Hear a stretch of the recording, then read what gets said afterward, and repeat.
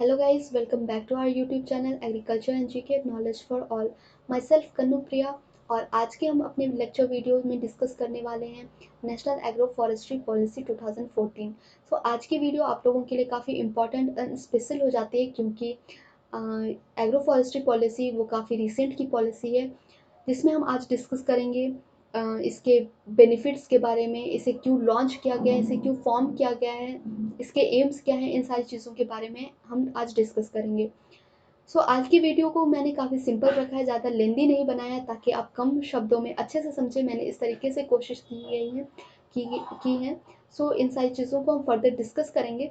सबसे पहले अगर आप हमारे चैनल में पहली बार विजिट कर रहे हैं तो प्लीज़ हमारे चैनल को सब्सक्राइब करें, वीडियोज़ को लाइक करें, कमेंट करें और ज़्यादा से ज़्यादा हमारी वीडियोज़ को शेयर करें ताकि जिनको हमारी वीडियोज़ की ज़रूरत है उन तक हमारी वीडियोज़ पहुँच जाएँ। साथ ही अगर आप ICAR, JRF, net, SRF forestry exams की प्रिपरेशन कर रहे हैं और अगर आपको आपकी प्रिपरेशन में हेल्प चाहिए तो आप हमारा कोर्स खरीद सकते हैं जिसकी प्राइस है 1500 रुपये, जिसमें हम आपको आपकी सिलेबस की पूरी कवरेज देंगे। साथ ही नोट्स, PDF, लेक्चर वीडियोज़ वो यहाँ पे आपको प्रोवाइड कराई जाएगी। 1 रिवीजन ई बुक फॉरेस्ट्री की वो भी यहाँ पे आपको दी जाएगी। मॉक टेस्ट जिसमें 5 से 6 मॉक टेस्ट वो होंगे ICAR, JRF के। नोट्स प्लस मॉक टेस्ट की यहाँ पे प्राइस है 2000 रुपीज़, जिसमें आपको फॉरेस्ट्री एंट्रेंस एग्ज़ाम उसकी भी प्रिपरेशन आपको साथ में यहाँ पे हो जाएगी। अगर अभी तक आप लोगों ने हमारा कोर्स नहीं खरीदा तो जल्दी से जाकर आप हमारा कोर्स खरीदें। कोर्स खरीदने के लिए यहाँ मेंशन व्हाट्सएप नंबर पे आप मैसेज करें, बाकी की डिटेल्स आपके स्क्रीन पे हैं। वीडियो शुरू करते हैं। नेशनल एग्रो फॉरेस्ट्री पॉलिसी 2014 के फॉर्म होने से पहले काफ़ी सारी पॉलिसीज़ बनाई गई जिसमें एग्रो फॉरेस्ट्री को इंक्लूड किया गया, जिसमें से national agro forestry policy 1988, national agriculture policy 2000, national bamboo mission 2002, national policy on farmer 2007 and green India mission 2010। ये सारी पॉलिसीज़ यहाँ पे आती हैं। इन सारे पॉलिसीज़ में एग्रो फॉरेस्ट्री को इंक्लूड किया गया, पर फरवरी 2014 जब world Congress on agro forestry हुआ था दिल्ली में, तब इस 2014 की पॉलिसी को लॉन्च किया गया। यहाँ आप लोगों को ये जानना बहुत ही इम्पोर्टेंट हो जाता है कि इंडिया एकमात्र विश्व में एकमात्र ऐसा देश है और पहला ऐसा देश है जहाँ एग्रो फॉरेस्ट्री पॉलिसी को अडाप्ट किया गया है। ठीक है, तो ये आप लोगों को जानना काफ़ी इम्पोर्टेंट है। साथ ही 2014 की पॉलिसी से पहले कौन कौन से पॉलिसीज़ थे, ये सारी चीज़ों को जानना आप लोगों के लिए इम्पॉर्टेंट हो जाता है। ये सारी चीज़ें आपको याद रखनी है। नेक्स्ट हम देखते हैं need for agro forestry policy. Agro forestry policy को फॉर्म करने में क्यों हम एग्रो फॉरेस्ट्री पॉलिसी लॉन्च किया गया है। ठीक है, जैसे कि हम लोगों को पता है एग्रो फॉरेस्ट्री एक ऐसा फार्मिंग सिस्टम है जिसमें प्रोडक्टिविटी हमें अच्छी मिलती है, एम्प्लॉयमेंट इनकम वो यहाँ पे अच्छे मिलते हैं। साथ ही फार्मर्स की लिविंग स्टैंडर्ड वो यहाँ पे इन्हेंस होती है। इसके बावजूद इंडिया में बहुत कम जगहों पे इसे प्रैक्टिस किया जाता है। इसके पीछे रीजंस क्या थे। First is institutional mechanism. Institutional mechanism वहाँ पे एब्सेंस थी। फार्मर्स को मोटिवेट करने के लिए या फिर उनको प्रमोट करने के लिए ये सारी चीज़ें यहाँ पे एब्सेंट थी। इंटीग्रेटेड फार्मिंग अप्रोचेस नहीं थे जो फार्मर्स को मोटिवेट कर सके इस एग्रो फॉरेस्ट्री को अडेप्ट करने के लिए। जो हार्वेस्टिंग एंड ट्रांसपोर्टेशन होते हैं ट्रीज़ के या फिर इस फार्मिंग सिस्टम में उनके रूल्स एंड रेगुलेशन काफ़ी स्ट्रिक्ट थे, जिस वजह से लोग इसे अडाप्ट नहीं कर पाते थे। रिसर्च रिसर्च सफिशिएंट नहीं थे, रिसर्च ऐसी नहीं थी कि लोग इसे अडाप्ट कर सकें। क्वालिटी के सीड्स या प्लांटेशन हमारे पास नहीं थे। इंस्टीट्यूशनल फाइनेंस नहीं थे एंड वीक मार्केट एसेस। अगर कोई किसान अगर इसे अडेप्ट भी करता है तो उनके पास ऐसे मार्केट की अवेलेबिलिटी नहीं थी जहाँ वे अपने प्रोडक्ट को बेच सके और उन्हें उस तरीके से इनकम वहाँ पे मिल सके।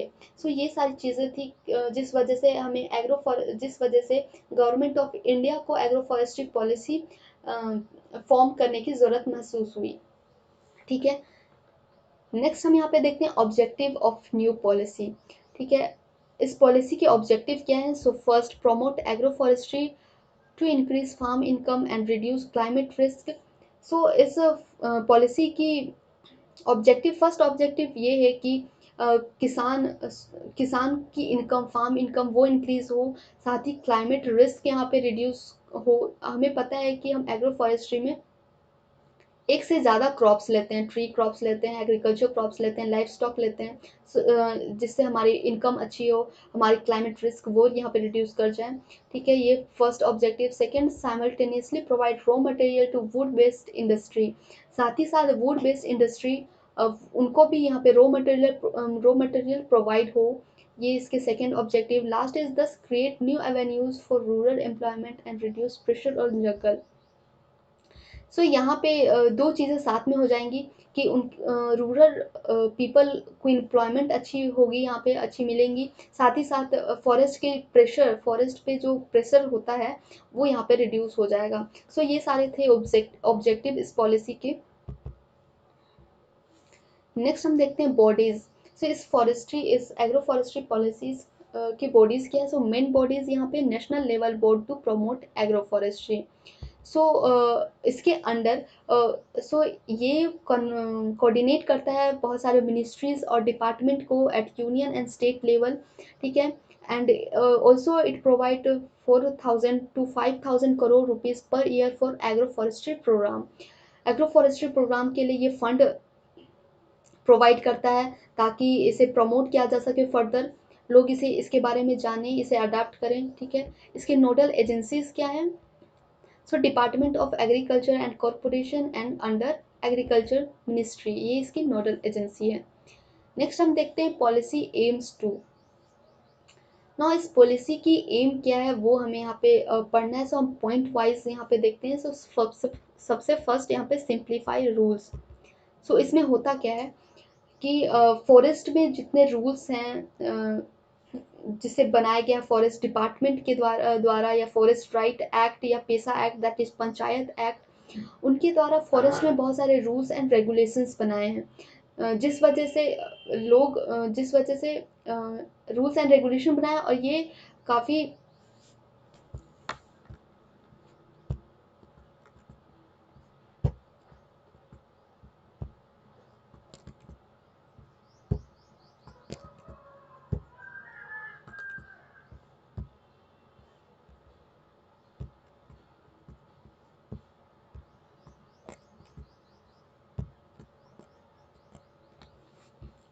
रूल्स एंड रेगुलेशन बनाए जो काफ़ी रिस्ट्रिक्टेड कर देता है फार्मर्स को कि वो अपना प्लांटेशन या फार्मिंग कर सके। सो पॉलिसी की एम है कि ऐसे रूल्स को सिंप्लीफाई करना, उनको इजी वे में किसानों तक पहुंचाना, सो दैट कि फार्मर्स यहाँ पे मोटिवेट हो सके कि हाँ वो इस एग्रो फॉरेस्ट्री को अडाप्ट कर सके। सो बेसिकली इस पॉलिसी का एक एम ये है कि जितने भी फॉरेस्ट रूल्स हैं जिसे फॉरेस्ट डिपार्टमेंट या फॉरेस्ट राइट एक्ट या पेसा एक्ट के द्वारा बनाया गया है, ऐसे रूल्स को सिंप्लीफाई करना एंड इजी वे में लोगों तक पहुंचाना। ठीक है, नेक्स्ट यहाँ पे land reform. So land reform में होता क्या है कि ऐसे फार्मर्स एंड प्राइवेट सेक्टर ऐसे प्लांटेशन में ज़्यादा इंटरेस्टेड या फिर मोटिवेट नहीं है जहाँ जहाँ की लैंड की कोई राइट्स उनके पास नहीं है। जहाँ वो प्लांटेशन है उस लैंड के अगर राइट्स उनके पास नहीं है, फार्मर्स या प्राइवेट सेक्टर के पास नहीं है, सो उस लैंड पे प्लांटेशन करने के लिए वो ज़्यादा मोटिवेट नहीं होते या इंटरेस्टेड नहीं होते। सो इस पॉलिसी का एम है कि स्टेट गवर्नमेंट ऐसे फार्मर्स या प्राइवेट सेक्टर को टेनेंसी राइट्स दे, वो लैंड्स की किराएदारी की राइट्स दे फार्मर्स को, सो दैट कि वो फार्मर्स वहाँ पे प्लांटेशन अच्छे से कर सके। ठीक है, साथ ही लैंड रिकॉर्ड्स की कंप्यूटराइजेशन करना एंड फार्म लैंड में कितने ट्रीज हैं इनको सैटेलाइट इमेजरी प्रोवाइड करना, ये सारी चीज़ें इसमें होती हैं। सो इससे फ़ायदा क्या होता है कि एग्रो फॉरेस्ट्री वो जीडीपी में अपना कंट्रीब्यूशन दे सकता है। ठीक है, साथ ही फ्यूचर प्लानिंग कैसे करनी है कि हमारे प्लांटिंग या फिर एग्रो फॉरेस्ट में किस तरह के डिफ़ॉल्ट हम कर रहे हैं अपने प्लांटेशन टेक्निक में, वो यहाँ पे पता चलता है। साथ ही हम फ्यूचर में किस तरह के प्रोग्राम लॉन्च करें कि इस एग्रो फॉरेस्ट्री को हम कैसे इन्हेंस कर सकें, ये सारी चीज़ें इसमें होती हैं। Next is research. सो इस 2014 की पॉलिसी बनने से पहले आईसीआर ने 30 से ज़्यादा एग्रो फॉरेस्ट्री रिसर्च किए हैं, पर हार्डली इन रिसर्च ऐसे रिसर्च जो हैं वो सक्सेसफुल हो पाए हैं। सो इस पॉलिसी का दो मेन एम था कि first is setup national institute of agro forestry with regional centre in each agro climatic zone. For example national research centre for agro forestry, जिसे लॉन्च किया गया था 8 मई 1988 में, बट इसे अपग्रेड किया गया 2014 में, 1 दिसंबर 2014 में, as ICAR CAFRI, that is centre agro forestry research institute. इसे सेटअप ऐसे अपग्रेड किया गया। सो इसका फर्स्ट एम था कि नेशनल इंस्टीट्यूट एग्रो फॉरेस्ट्री के ऐसे सेटअप करना सो दैट कि रिसर्च वहाँ पे हो सके। नेक्स्ट यहाँ पे give farmers quality seeds technology and guidance. Farmers को क्वालिटी के सीड्स प्रोवाइड करना, उनको न्यू टेक्नोलॉजी से अवगत कराना, साथ ही उनको गाइड करना कि किस तरह से प्लांटेशन करनी है। ठीक है, सो ये दो एम थे रिसर्च के अंडर। नेक्स्ट यहाँ पे loan and insurance. So loan and insurance में होता क्या था, स्टेट गवर्नमेंट ऐसे 20 ट्रीज की लिस्ट बनाता था जो उस एरिया में एग्रो फॉरेस्ट्री के लिए सुटेबल है। ठीक है, सो ये हेल्प कैसे करता था कि नाबार्ड या फिर बैंक, इंश्योरेंस कंपनी, इन सारे कंपनीज को ये हेल्प करता था कि वो फार्मर्स को लोन या फिर इंश्योरेंस प्रोवाइड कर सके, ताकि उनको फाइनेंशियल हेल्प हो, वो प्लांटेशन कर सके। सो ये था लोन एंड इंश्योरेंस में। ठीक है, NABARD bank and insurance company वो प्रोवाइड करती थी लोन या फिर इंश्योरेंस, वो प्रोवाइड करते थे फार्मर्स को।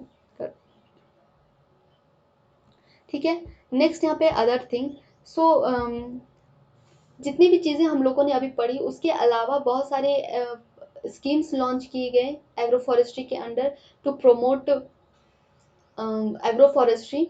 ठीक है, सो फर्स्ट यहाँ पे देखते हैं कन्वर्जेंस, जिसमें पार्टनरशिप में बहुत सारे स्कीम्स लॉन्च किया गया by ministry of rural development, government of India. ठीक है, जिसमें मनरेगा आता है, बैम्बू मिशन जिसमें बैम्बू प्लांटेशन को इंक्रीज किया गया, बैम्बू प्लांटेशन को यहाँ पे इंक्रीज किया गया रूरल पीपल में। साथ ही साथ NRLM, that is national rural livelihood mission, and RKVY, that is राष्ट्रीय कृषि विज्ञान योजना, इन सारी चीज़ों को लॉन्च किया गया, ऐसी स्कीम्स को लॉन्च किया गया टू हेल्प रूरल पीपल। ठीक है, नेक्स्ट यहाँ पे PPP, that is promote public private partnership. So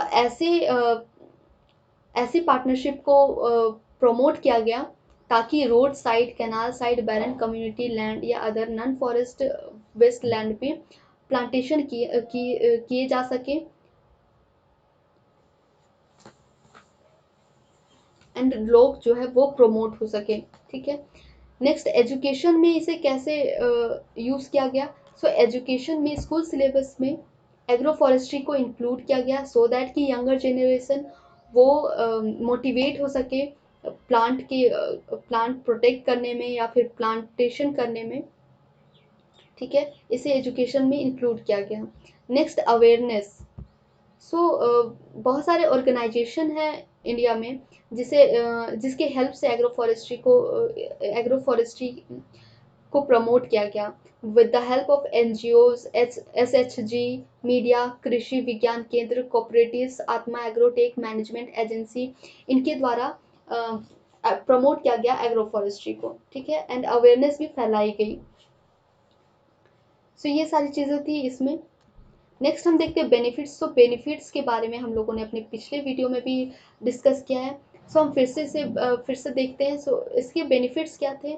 so increase productivity, of course agro forestry से प्रोडक्टिविटी इंक्रीज करती है क्योंकि हम यहाँ पे मल्टीपल क्रॉप्स लेते हैं। माइक्रो क्लाइमेट मॉडरेशन, जिस एरिया में एग्रो फॉरेस्ट्री अडॉप्ट किया गया है उनकी उनकी माइक्रो क्लाइमेट वो इफेक्टिव एंड मॉडरेट होती है, वो इन्हेंस होती है। आर्टिफिशियल रीजनरेशन होते हैं क्योंकि हम यहाँ पे ट्री प्लांटेशन करते हैं, सो इससे आर्टिफिशियल रीजनरेशन होता है। साथ ही लैंडस्केप की रेसिलेंस वो यहाँ पे इन्हेंस होती है। कार्बन सिक्विस्ट्रेशन पोटेंशियल वो यहाँ पे इंक्रीज करती है ट्रीज में। Create employment and generation income, of course ये एम्प्लॉयमेंट एंड इनकम जनरेट करती है। साथ ही साथ यहाँ पे हमें मल्टीपल प्रोडक्ट मिलते हैं। क्रॉप्स, हमें वेजिटेटिव क्रॉप्स या एग्रीकल्चर क्रॉप्स के साथ फोडर, फ्यूल, फ्रूट, ये सारी चीज़ें हमें, टिम्बर, ये सारी चीज़ें हमें यहाँ पे प्रोवाइड होती है एग्रो फॉरेस्ट्री के।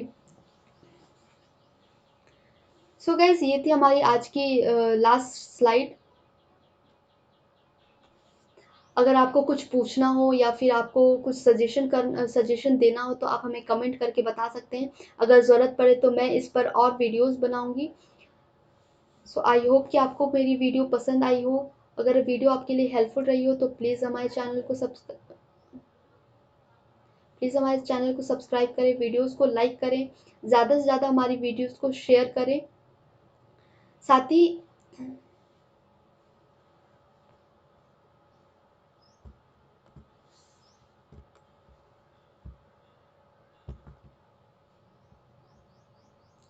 मिलते हैं नेक्स्ट वीडियो में, तब तक के लिए goodbye and thank you.